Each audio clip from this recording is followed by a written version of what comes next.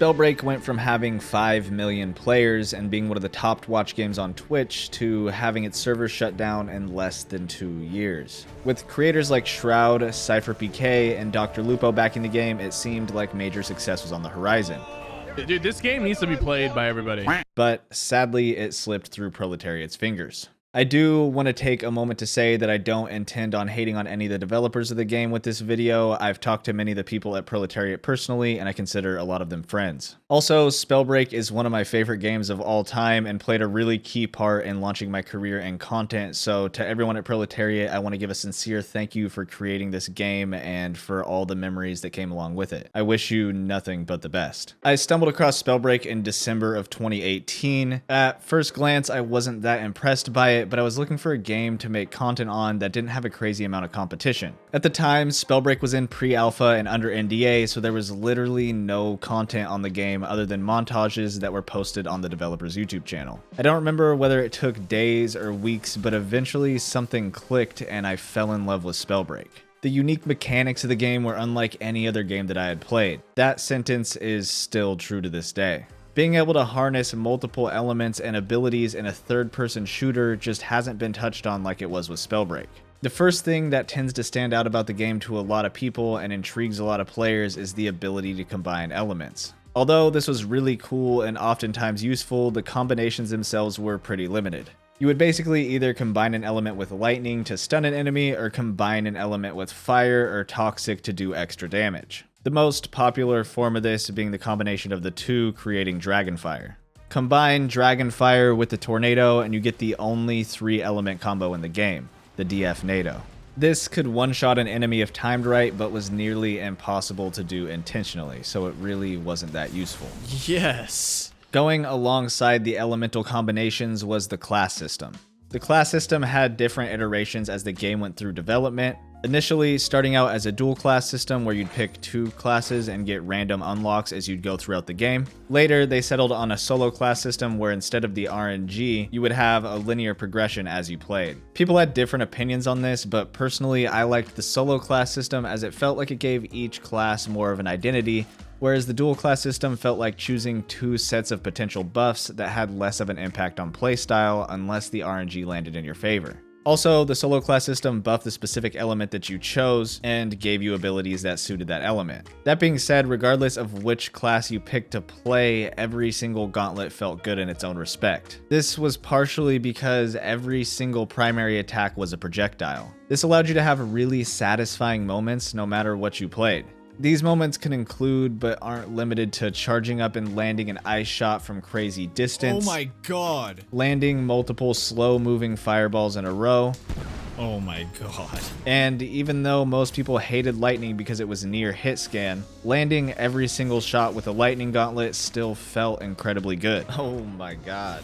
These moments were great, but where the real satisfaction came in was when you paired them with the movement mechanics. Like mentioned previously, every class had abilities that went with it, and nearly every class had a movement buff. Pyromancer had Firefly, which allowed you to fly when you walked into your flame wall. Frostborn had Frozen Alacrity, which created ice trails to skate on. Toxicologist had Vanishing Mist, which caused you to dash forward and become invisible. You also did extra damage with the Toxic Gauntlet while you were invisible, so mastering this was pretty strong. But of all the classes, the Movement King was always Wind. If you took the Tempest class, you could use wind jumping to climb basically anything in your path. You could wind run for extra speed, and you could also hop in your tornadoes and they would send you flying into the air. Needless to say, this class had an incredibly high skill cap. Take the mechanics that are built into each class and pair them with movement runes such as dash, and you're able to unlock an entirely new level to your play, essentially allowing you to dance around enemies as you destroyed them. Get absolutely shredded. This all sounds pretty great, right? So where did we go wrong? Well, since we're already talking about movement, let's start there. Many of the longtime players will say that Spellbreak failed because of the movement changes made across the game's lifespan. I don't necessarily agree with that sentence, but I do think that it's worth talking about. For those of you who played Spellbreak after its official release, you may remember that some of its most dominant runes were Dash, Spring Step, and Shadow Step. But the most dominant rune in all of Spellbreak was Blink. You may not remember Blink because it was removed from Spellbreak in mid-2019, about a year before the game's official release. Naturally, when you remove the most dominant item in a game, the way that that game is played is going to be dramatically shifted. For those of you who don't know how it worked, Blink was a pretty simple rune. When activated, you would do a small teleport in the direction that you were aiming. It doesn't sound that powerful on paper, but in a game full of projectiles, it gave you the ability to dodge any attack that you saw coming your way. This concept was also true for Dash, Spring Step, and Shadow Step, so what set Blink apart? Well, every rune in Spellbreak worked essentially the same. You would activate it, and then the ability would go on cooldown, and you'd have to wait a certain amount of time before you could use that rune again. Blink had the shortest cooldown of any rune in the game, so it gave you the ability to dodge the most shots. But that wasn't the only advantage that Blink had. Blink was also unique in the fact that it could stack charges. No other rune in the game could do that naturally. On top of that, if you found the right items, you can store even more charges, so that gave you the ability to store up to 5 Blink charges in your pocket. Pair the incredibly short cooldown time with the ability to stack charges, and you essentially always had the ability to dodge incoming attacks. Don't get me wrong though, dodging wasn't easy. If you wanted to be a great player, you had to master Blink whipping. Since Blink always teleported you in the direction that you were aiming, to be efficient with it, you had to whip your crosshair in the direction that you wanted to dodge, activate Blink, then after blinking you had to whip your crosshair back to the opponent, line up a shot, and fire back.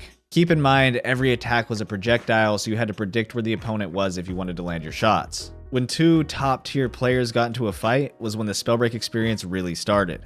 The incredibly high movement, fast-paced dodge and attack playstyle was ridiculously fun. To this day, I have yet to find any PvP experience that's even come close to it. In my opinion, removing Blink was one of the steps made that really lowered Spellbreak's skill cap, but overall, I agree with the decision. Blink was great, and that was the issue. If you didn't have Blink and your opponent did, then you were at a crazy disadvantage. Blink was an epic rarity rune, so it wasn't the easiest thing to find, and if you died to someone who had Blink while you didn't, it was always frustrating. Many players wanted a built-in Blink style mechanic so that everybody would always have it, but that wasn't added into the game until they added dodge in Chapter 3. This was the last chapter that Spellbreak would ever release, so it was a bit late to try and add it in at that point. On top of that, dodge didn't let you move vertically like Blink did, so it was less useful. The removal of Blink wasn't the only thing that lowered the skill cap, there was also some other major changes along the way. For instance, you used to be able to carry gauntlets in your pocket and swap to them at any time. This led to a high mobility playstyle where you would swap between gauntlets on one hand while always keeping the wind gauntlet equipped to the other. Since at this point in time the dual class system was still a thing, you didn't have to be the Tempest class to wind jump with the gauntlet. So with this playstyle, you would effectively be bouncing around with wind while swapping gauntlets and Blink whipping. It was a lot to manage, but also incredibly fun if you got it down. Although this playstyle was awesome and had a crazy high skill cap, I still think the class system changes were a good thing because instead of having one playstyle to master, you had to master the playstyle of each individual class. So if you got bored of playing one thing, all you had to do was switch classes and it was an entirely different experience. Also, if you wanted to play this style, you still could. You just had to pick the Tempest class to let you wind jump and then use the Spellslinger talent to let you gauntlet swap. Overall, it was a significant nerf to the playstyle though because you had to sacrifice one of your talent slots for it. There were other talents that were more effective and required less skill, and because of this, many talents that gave passive buffs rose to the top. Why would you pick something that required a bunch of effort for you to do well if you could just pick another talent that would give you more benefits with less skill required? As passive talents continued rising to the top, Spellbreak's skill cap continued to be lowered. However, the talent system did replace an old system where the abilities that the talents gave you used to be on your items. I think this was good because it allowed you to hone in your playstyle without relying on RNG to find the items that you need. I do think if the game leaned into more hard to use creative talents than just passive talents that it would have played out better though. All the things that we've talked about so far have just been a few of the major changes that slowed Spellbreak's movement and lowered the skill cap. There were many other significant movement nerfs, such as reducing strafe and backwards running speed, which made it more difficult to kite enemies. There was also the reduction of gravity, which made you floaty and easy to hit in the air. And of course, levitate, which replaced the double and triple jump, which increased the time and sacrifice that it took you to climb to high places. All of these changes added up and made Spellbreak's movement feel less fluid and more like you're moving through the mud. Luckily though, the game always had a core competitive player base that prided itself on finding new tech that increased your movement capabilities within the game. Doing things like sorcery canceling when jumping off of a frozen alacrity trail would help you keep your momentum in the air, allowing you to travel long distances at high speeds, and staggering your toxic clouds while playing the toxicologist class would allow you to vanishing mist from cloud to cloud. Things like this increased the skill cap because you had to master them, but this didn't change the fact that the overall movement within Spellbreak was becoming more and more clunky. While on the topic, I do want to give a shout out to the competitive scene, most notably Element, which hosted many tournaments throughout Spellbreak's lifespan and gave the competitive player base a place to live and thrive. The professionalism of the tournament live streams were always really fun to watch and participate in, so to everybody who made these a possibility, I want to say thank you for providing the high-level gameplay that the core game lacked. It really added a whole new level to the Spellbreak experience, so thanks for that. This is a new style of video for me, so let me know what you think down in the comments, and you've made it this far, so while you're down there, hit the like button. I'd really appreciate it. Okay, back to what I think caused Spellbreak to fail. Many of the changes that I've mentioned so far caused a lot of the early adopters of the game to leave. However, I don't think they are overall where the game went wrong. In Spellbreak's final stages, I still really enjoyed playing the game. I felt like I was still growing as a player, even with nearly 3,000 hours put into it. I also still saw the incredible potential in the game's base mechanics. Also, the majority of these changes happened pre-launch, so the majority of the people who played the game had no idea that these changes even happened. To talk about why Spellbreak fell off, we have to talk about launch and beyond. This is when the player base skyrocketed and then plummeted. When the game full released, it came to all platforms. Xbox, PlayStation, Switch, and PC, but it was limited to the Epic Game Launcher on PC, which a lot of people disliked. Nevertheless, 5 days after launch, the game had 2 million players and was one of the top watched games on Twitch. It also had solid reviews from a lot of credible sources and climbed to over 5 million players in the first month. Being one of the top creators for the game, my viewership jumped from peaking at around 50 concurrent viewers on Twitch to having over 1,000 concurrent viewers naturally and peaking at over 2,500 with the help of a raid from Seagull. So, thanks Seagull. So everything seemed to be going pretty smoothly, but clearly the game couldn't hold its player base. Spellbreak was a really unique game that got a lot of attention, but with the uniqueness came difficulties, many of which came from the fact that there was no matchmaking on launch. One decent player could eliminate a significant amount of the people in a game, and a really good player could wreak havoc. Although Spellbreak didn't suffer from an influx of hackers like many games do, from a new player's perspective, running into someone who knew what they were doing gave a similar experience to running into a hacker. They would just die and not even know what hit them. Also, Battle Royale is just a horrible place to learn a game like this. It's too punishing, and Proletariat didn't implement another option until over a month after release. When that happened, they added in Clash, which was a 9v9 TDM style mode that had previously been in the game but was taken out. Many players liked this mode, but it was essentially just copy and pasted Battle Royale mechanics with respawns. This was a fine addition, but it still didn't fix matchmaking, which honestly was truly never fixed. Eventually, they did add in a system that opted to match players based off their mage rank, which was essentially just a representation of time played. And by the time we got a true ranked mode, it was 9 months after release and the player base had already diminished greatly. In the meantime, bots had been added to the Battle Royale mode to help new players learn and reduce the time it took to queue, but running into these bots felt horrible. For every real player in a game, you'd see 2 to 3 bots. They were always easy to spot as their movement was super unnatural, and they were easy to kill even though sometimes it felt like they had lock-on aiming. This made Battle Royale feel terrible to play and was just a constant reminder of how empty the game was. Honestly, even when the game wasn't empty and there was plenty of players to fill lobbies, you would still end up with bots in your lobbies, which still made it feel empty. Despite these Battle Royale issues, the ranked mode that I had mentioned earlier was slapped onto a different game mode, Dominion. This was a 5v5 3-point domination style game mode where you would farm up NPCs to get currencies to purchase items from a shop. On paper, it doesn't sound horrible, but in reality, playing a point capture mode in a game filled with AoE attacks quickly turns into a spam fest and never really feels competitive.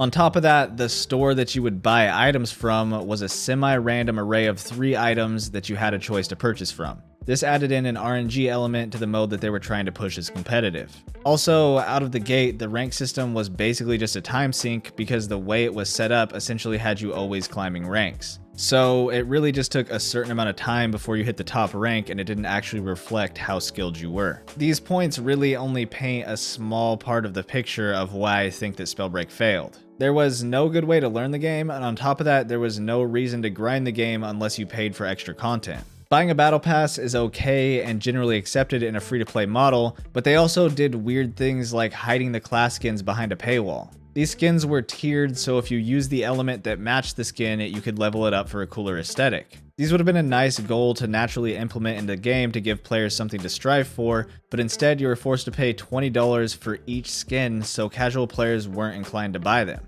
On top of that, all the classes were unlocked out of the gate, so you didn't have to earn them. You could just try them whenever you wanted. This caused players to jump from class to class, never really learning one before switching to another. Needing to unlock the classes would have given you something to grind towards. It also would have incentivized you to learn the class once you bought it because you spent your time to unlock it. On top of that, we never saw a new element added into the game. We had the same 6 classes since mid-2019. That's 2 years of updates with no new classes and no new runes. It just blows my mind. They shuffled the talents and updated the map, but none of the updates were really big enough to pull a significant amount of attention back to the game. Looking back at it, it seemed like there was no real direction for the game with huge amounts of time between updates. Launching on all platforms slows down releases as you have to get the update approved by each platform before pushing the update, but either way, most of the updates felt incremental at best. However, the store seemed to have a new skin in it every other day, which made players feel like they were more focused on monetizing the game than actually supporting it. Yes, I know the art team is a separate entity from the people who are implementing the gameplay updates, but that doesn't change the fact that it left a bad taste in players' mouths. Either way, both of these entities managed to make something amazing with the beautiful art and the incredible gameplay mechanics, but somewhere along the way they got lost. If you want to speculate, a lot of the weird changes happened after they received $20 million in funding, so maybe some internal corporate direction led them astray. Nevertheless, after a small mid-chapter patch in May of 2021, everything seemed to be normal. That was until September 30th. The Spellbreak devs tweeted that day, and then went radio silent. 9 months after the release of patch 3.1, the final Spellbreak update, Proletariat announced that they were bought by Blizzard to work on WoW and that they'll be shutting down the Spellbreak servers. The servers will stay up until January 9th, 2023, but after that, Spellbreak will be gone. I don't want to record this part.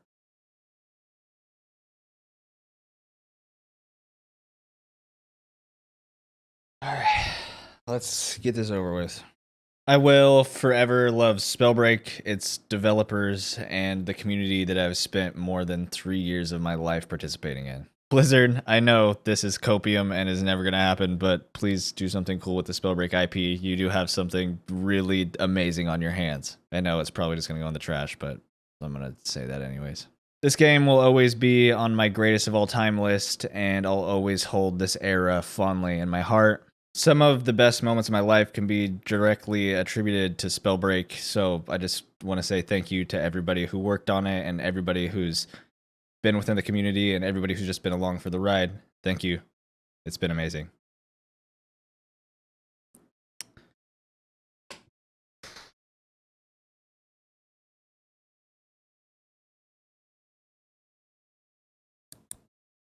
We hit it. We hit 1,000 subs. Wow.